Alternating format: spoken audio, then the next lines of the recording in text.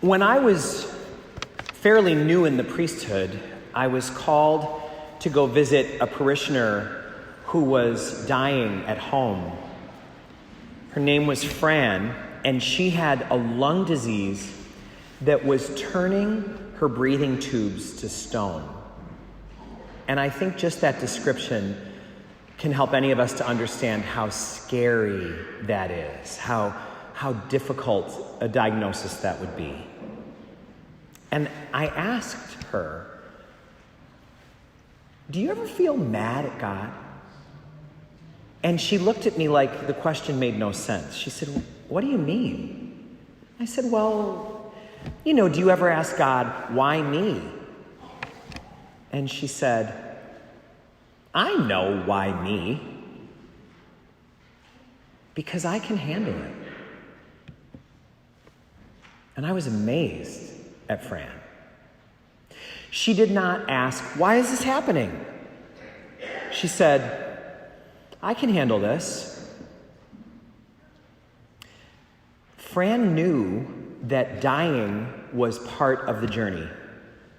She was not naive about the fact that that was a given, but she did not believe that she could experience death. She did not believe it. And so, as I sat with her, I could see how uncomfortable she was. I could see how difficult it was for her to breathe. No one was confused about the fact that she was dying. And she was sad when her husband would cry by her bedside or her grandkids would be pensive. But she was not hopeless. And she was not miserable. Not at all. And what I think I was seeing there was someone who has antibodies against misery and despair. The past 3 years, we've done a lot of talking about viruses, and we've done a lot of talking about antibodies that help fight off the virus. And I think that that's what Fran and people like her have. Spiritual antibodies. People with spiritual antibodies have been inoculated against despair, the worst forms of despair. And one of the things that I hear from folks who have these antibodies is that their dying is not a personal problem. They don't take it personally. I one time had a remarkable conversation with a man who had just found out that he had a stage 4 diagnosis. And I said, "I'm so sorry." And he said, "Father, I've been looking at a crucifix my whole life. If God's own son died, I'd be pretty crazy to think I'd be the first one not to." The thing about these antibodies, they don't make you immune from anything. Nobody's immune from life, but they give you the protection that lets you know the darkest form of despair is less likely to touch you. I have a friend from college that I've now been friends with like 30 years, and for about 20 of those years, she has had a very hard health diagnosis. And I've seen her struggle, and it's been in remission for quite a while now, but I found out that recently she had a relapse, and it's rough. She had to take a leave of absence from work, and she feels terrible. And I, putting myself in her shoes, felt like, oh, she must be in such a spiral right now. And I said, "I am so sorry this is so hard." And she said, "I'm in a hard place." And then she said, "But I'm not in a dark place. I'm in a hard place, but I'm not in a dark place." Can you relate to that feeling at all? Have you been there? This is really hard, but I'm not in a dark mood about it. I know that my help will be coming. Easter is what gave us the antibodies. And every time we gather here, every time we come to receive the Eucharist and gather in this place around God's Word, we get our booster. We get a booster every single time we come here. And it is not a promise for immunity. Because, as that man said, if God's own Son was not immune, what would make us think we are? Immunity is not what we're going for. It's the protection to know that we've been inoculated against despair. The message of Easter that gives us that hope is that everything has been rigged in our favor. That we are never going to be fully overcome. We are going to experience dying. But death is another thing entirely. And death has already lost. Death has already been defeated. So there is a shield of protection around us. We hear this a lot nowadays, especially in the past year, that a lot of people are starting to say, I'm not so worried about COVID anymore. Don't get me wrong, they'll say, I don't want it. But some of those folks will say, I've already had it. Others will say, I've been vaccinated.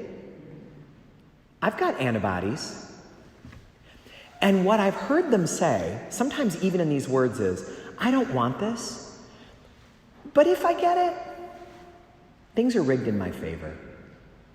I'm probably not going to have that hard a time. It's not like it was 3 years ago. We've come a long way. Some of you sitting here today have been to the funeral of a loved one not long ago at all. And seeing you walk in today really touched me because I'm aware of that. And it changes what this Easter feels like. But you maybe have had the experience of hearing the comment of how beautiful a Catholic funeral is. There's a lot of folks that are part of other denominations and are very happy there. They're very active in their denomination. Sometimes they're even part of other religions. They're Muslim or Jewish. But when they come to a Catholic funeral, they go, you people are good at funerals. I'll hand you that. And we are. A Catholic funeral is a beautiful thing. And part of what makes it beautiful is that we put the casket right here, right in the front, right on the carpet. And we gather around the casket. We don't hide it. We don't act afraid of it. And what we do around that casket is remarkable. We sing, how great thou art, how great thou art. We sing, do not be afraid, I am with you. We sing, be not afraid, I go before you always.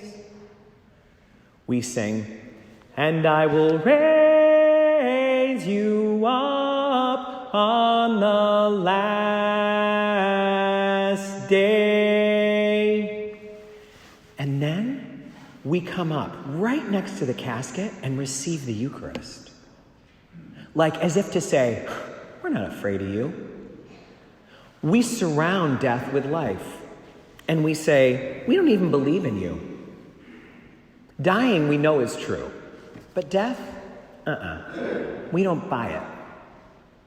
One of my priest friends says, every funeral is like putting a stick in death's eye. We're not afraid of you. If you wanted to see the best example of that, I know a number of you were here on Good Friday.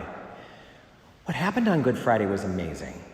Deacon Dave brought the cross forward. On the day that Jesus died, Good Friday, we bring the cross, we put it in the center of the carpet, just where everything else happens.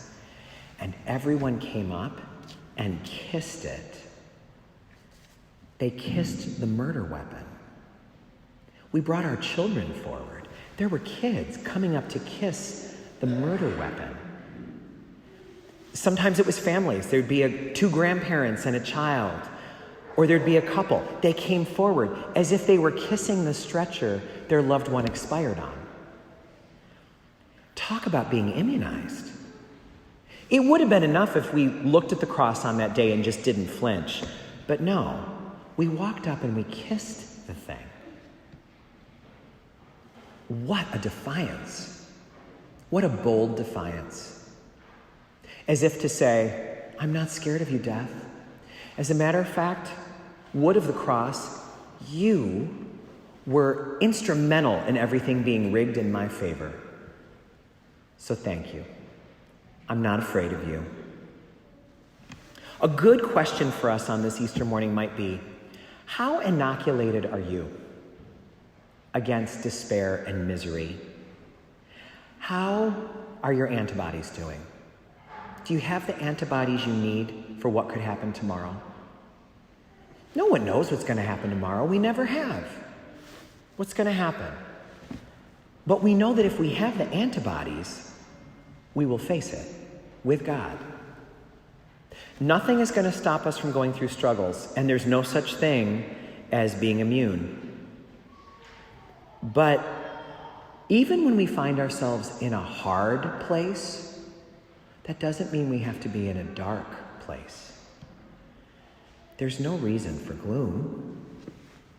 When God has rigged everything, even death, in our favor.